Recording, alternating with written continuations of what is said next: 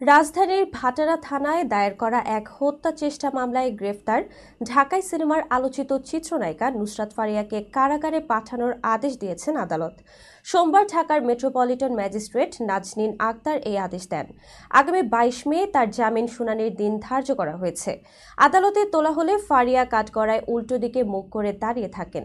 সকাল ৯টা ৫৮ মিনিটে তাকে বুলেট প্রুফ জ্যাকেট ও হেলমেট পরিয়ে আদালতের হাজতখানা থেকে বের করা হয়।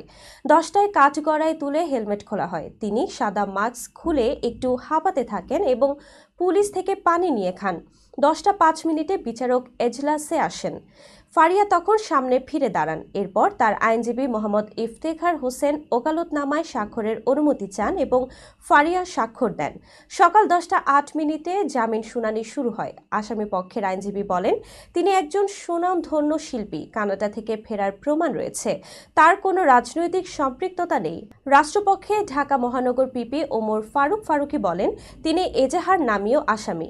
থাইল্যান্ড পালাতে গিয়ে ইমিগ্রেশনে ধরা পড়েন। তিনি অনলাইনে জুয়ার শুভেচ্ছাদূত, যুব সমাজকে বিভ্রান্ত করছেন, ফ্যাসিস্ট সরকারের সহযোগিতা করেছেন এবং বিদেশ থেকে আন্দোলনের বিরুদ্ধে প্ররোচনা চালিয়েছেন। জামিন পেলে তিনি আরও সহায়তা করতে পারেন। আদালত শুনানি শেষে জামিনের বিষয়ে ২২ মে দিন ধার্য করেন এবং তাকে কারাগারে পাঠানোর নির্দেশ দেন।